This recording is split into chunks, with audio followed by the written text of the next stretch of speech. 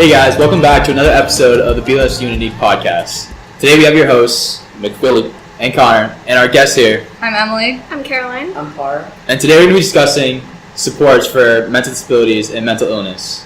So I'm going to start with a question. So for the school, I'm sure there's some programs, but do you guys mind describing any that are in the school? So a program that I'm in deals with the Learning Center, which is run by Mr. Gauthier in room 222.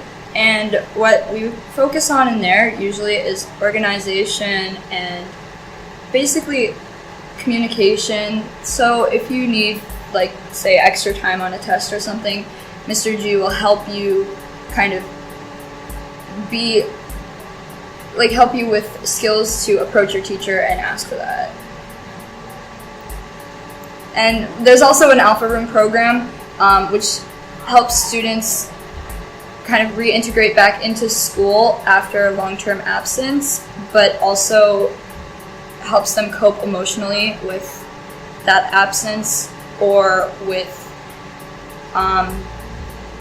emotional kind of tasks that they might have trouble accomplishing. Okay, so do you guys have any personal experience you care to share? Okay, so 9th grade through 10th grade, it's okay, we're gonna keep, okay. So 9th grade and 10th grade, I started to notice that my grades were dropping because I was really, sad all the time, and I also started having panic attacks a lot. One time I had 5 panic attacks in 1 week. That was not too fun. And so that was in 10th grade. And ever since I was little, it's always taken me longer to do my work. That was just something I accepted. And I know that some people treat me differently because they think that I should keep up with the work, and I've kind of just learned to deal with that. And then at the end of 10th grade, I talked to my guidance counselor, and I was like, look, there's something really wrong, not only with how I keep, how anxious I am and how sad I am, but also working is really hard. So I got tested at the end of 10th grade, and actually I just found out a month ago that I have a learning disability, which it's slow processing, which means that it takes me longer to think through things as people. Doesn't mean as other people, doesn't mean my IQ is any lower, it just means that it takes me longer. And not only with that, I have anxiety and depression, so while I'm taking a test in school and I know I'm being timed, my anxiety acts up more and more, preventing me from working at the same pace, normal people pace, me, and then me during a test. So yeah.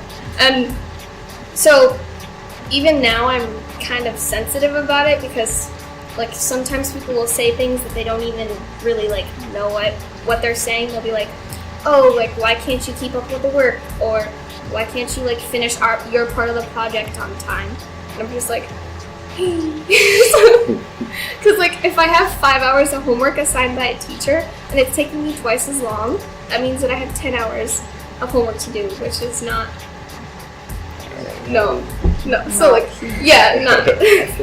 What are your experiences? So I, like you, have extreme test-taking anxiety, but also generalized anxiety disorder. So I was anxious about things that weren't rational, which really inhibited kind of the way that I would go about my day. I would have to go through certain processes within my own mind to prepare me for certain situations that I shouldn't have been nervous about. So one of those is tests. I mean, you think, what's the worst that can happen? You get a bad grade, but when you are anxious about taking tests, it's so much more. It goes so much more beyond that. You start to kind of think of yourself as less than what you are, all based on just a crummy grade. It's ridiculous. But I've been on an IEP plan for 7 years because this all started maybe around 5th grade when I noticed that, everybody gets nervous, right? I happened to notice that I got nervous about way different things than my friends, and to the point where it was kind of hard to function as a normal person. I was absent from school a lot, and that takes a toll on you, not only your grades, but like your self-value. So definitely by like experiencing programs like IEPs where you kind of get accommodations based on your need, it boosts it all right back up. And like going back to your point that like you said that everybody kind of has like experiences like this stuff like at least like once, and I know like me myself, I feel like I need extra help, extra time doing tests, but I don't know if it's like an actual like clinical thing. So like when do you guys think it's like appropriate for like a student should go seek a clinical diagnosis or like seek help? You should always, like, even if there's like the tiniest bit, like a tiny voice in your head that's saying like there's something wrong, like it's taking too long, or like I'm too anxious for this, or I don't know like exactly how it is for you, but even if like everybody's telling you like, oh, everybody's like that, there's still a chance that it can't be. So it never hurts to like try and go talk to your guidance counselor, or like go talk to your doctor, or like if you have a therapist, then go see your therapist. Yeah. I feel like I'm in the same boat. When I'm doing homework, starting it is the hardest thing to do. Like getting myself to take the leap to get my books out to do it, it just seems almost impossible. And when I'm doing it, I'm very distracted, even if I like put my phone away and everything. Mm-hmm. So, and I've been dealing with this for a while, and I've just been telling myself it's due to laziness or being a teenager or whatever, or tiredness. But I feel like it could possibly be something more. So, what should I do about that? So it sounds to me like it's affecting you on a day-to-day basis, which in itself is a concern, because I mean it should be easy. You should live life without stress. So there are definitely accommodations for anybody, whether they have diagnoses or with like whether they are diagnosed with a disorder or whether they just need to find motivation. There are coping skills out there for everybody, but when it comes time to see if there's anything clinically, if there's like a clinical explanation for that, you'll know when it stops being an excuse to be like lazy. When you know that you're not making excuses, you know that you actually cannot do something because it's beyond your realm or you just don't feel up to it. When you know that all excuses are off, like out of the way, and that it's actually a thing, you should look it up. But also, you should like, even if it doesn't end up being anything, if you're having problems starting your homework, like, that's just like something that you need to go talk to somebody with like about it anyway, because if you don't know how to start your homework, like it could be something else, but also could just like be you need help, like someone needs to teach you that you need to like a schedule you need to fit into. So like even if it's not something, go talk to somebody. And I know the guidance counselors also have like a bunch of like organizational help that they'll give you like, if you really need it. And in addition to like guidance counselors and like doctors, like is there anybody else like in the school that like students can go to if they need help? Well, I did this program last year. It's like executive functioning. It's run by one of the guidance counselors, the head psychologist, Dr. Cohen, is his name. But it's a program by him and some interns, and they teach you like time management skills, organization skills, like stuff like that. It was like a 6-week program, I think, and we did the different things. There was one meeting every week during the spring, and it is very helpful. And you can ask your guidance counselor about that to see if you can do it. That's a good thing to do. Yeah. All programs that are offered to help the individual student in the school can be accessed by just asking your guidance counselor what they think the best option is for you. Right. And even if like you for some reason don't like trust your guidance counselor, or don't have a good relationship, because I know the guidance counselors have a lot of students and they have to focus on like certain students, like especially like the seniors, like they get to know the seniors a lot more. So but if you come to your guidance counselor and you're like, this is what's wrong, this is what I'm feeling, this is what we need to do, my mom and dad are on board with it, even if they aren't on board with it, you need to like be assertive, because I have a problem where I get kind of like nervous about it and I'm like, oh no, I'll survive, it's okay, I'll be over here dying, it's fine. like it's like, it's okay. No, like, so that's what I used to do for a really long time, like rationalize it and be like, no, I'm fine, I can do this, like by myself. But you can't always. So if you go to your guidance counselor, and even if you're not that close, they have to like help you. That's their job. So come with like a structured plan. Maybe even talk to another teacher about it, like a teacher you trust. Or your friends too. Yeah. So a way that your friends can help is just by being educated as to like what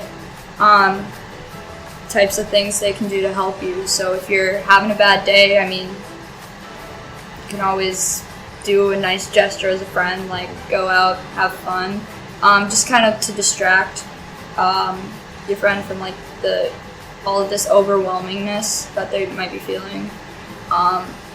Or if your friend's talking to you about struggling in school, struggling with like anxiety or something like that, your friend could suggest to you what you could do. Maybe offer to help be moral support if you choose to talk to a guidance counselor or another adult, because they'll need to understand that they're not alone, and that when you have a problem, there are people who want to help you. I know it's kind of like easy to come off as like offensive when like talking about this sort of thing. So like, is there like certain things that people should like avoid? Right. So there is a line. There's definitely a boundary. There are things that are problematic that in terms of approaching like a concern that you have over a friend, there are ways that you can go about it that are not problematic. For example, as someone who likes to have things in specific orders, it tends to make me feel closed in if people are standing up behind me while I'm sitting or looking over my shoulder. What you want to do as a friend is, if you see that, and if you see like potentially like if I'm feeling uncomfortable and I ask someone maybe to sit down, never mind, scratch that. Okay. Yeah, do you have a suggestion for that? Okay, so like, just be like sensitive. I don't want to be like, oh, be super sensitive, but I don't know, like I don't want to sugarcoat it. Just like, a lot of people say to me like, because I don't go to, I've already missed like 6 days of school this year, and they only give you like 17. Last year I missed 13. I got dismissed 5 times, like early dismissal 5 times, and they're like you shouldn't be absent that many times. And a lot of kids will say to me like, look who showed up to school today, Right. or like, look who decided to come from their break. And I'm just like, no, because like sometimes my depression gets so bad that I don't want to get out of bed, and like I can't do my homework because my anxiety's up, or like I have too much homework because like of the learning disability. Yeah, like plus BLS in general. #because BLS. And so like it's kind of, if somebody's like has emotional issues, it's kind of, and it's insensitive to suggest that they're being lazy or like making a big deal out of nothing. Like another thing is, if your friend has some sort of concern with how sad they are, don't be like, well, everybody gets sad. Or my favorite, why are you so anxious? Just don't be anxious. And then I'm just like, well, you cured me, thanks. Mm-hmm. Like, no. So That's one of them. Yeah, I was gonna say everybody has their own individual experiences. So whether someone is stressed out because they have a lot of homework, or whether they're stressed out because they're just feeling this overwhelming depression, you don't know that. So a simple joke like, why are you late? Or nice of you to show up. That can have a potentially very triggering effect on somebody with an already existing emotional disorder. So I remember specifically one time I was taking a test and I needed extra time, and I had already communicated ahead of time with my teacher that I needed that. And somebody who did not have the accommodations same as me saw this and kind of pointed out in front of the whole class, like, why should I get extra time when nobody else does? The thing is, you just want to be humble. You don't really want to. Things happen kind of for a reason. If you're confused, like, maybe instead of approaching me in front of the entire class, talk about it outside, because I'll definitely help. Okay. Yeah, like it's also your job. Well, I want to say my job to let people know if they say something that makes me uncomfortable. Because I can't just somebody say something to me that makes me feel bad about myself, and then later I'm like, oh, I can't believe you said that. Yeah, and then never talk to them about it again, and never be like, look, this kind of hurt my feelings, or made me second guess or myself. What would be you guys' best advice to your younger selves or any younger members watching in the audience? If you have a question, ask it. If you don't feel confident enough to ask it, I would definitely talk among people that you trust. Maybe one of them has a suggestion for you. But if something is definitely of a concern, I wouldn't let it go in the dark for too long. And with every problem, there are people who want to help you. So it's nice when you find those people. I would just say, don't wait till the last minute if you think something's wrong. Find out what's wrong. Also, listen to the 8th grade signs of depression thing we had in health class. That. Yeah, that's important. I totally forgot about that, and then now thinking back, I wish I had registered it more. Also, if, say, one of your friends doesn't have any idea what you're talking about or any idea what you're feeling, go find somebody who might, come find me. Because, I'll help. I'll try to help. If you're feeling like you don't know what's going on, then I'm here to help, so. Homie? And, what I have to say is work hard through, Keep going. Okay, what I have to say is work hard through starting in 7th grade. And if you keep working at the same pace when you hit 9th and 10th grade and your grades start to go down, don't chalk it up to you being lazy because you're not. You go somewhere with it. If you think it's a problem, sort of maybe what I have, go to a doctor about it, talk to your guidance counselor, and then. All right, I think that's a great way to wrap up the discussion we had here today. Thank you for staying with us during another BLS Unity podcast. We're looking to have Unity shirts going up for sale at the BLS school store. It would be pretty dope. Have a BLS Unity right here. Watch out for those. In the school store. In the school store. Well, that's all we have today. I'm Connor. I'm Mcphillips. I'm Emily. I'm Caroline. I'm Parla. And thanks for watching. We're here to help.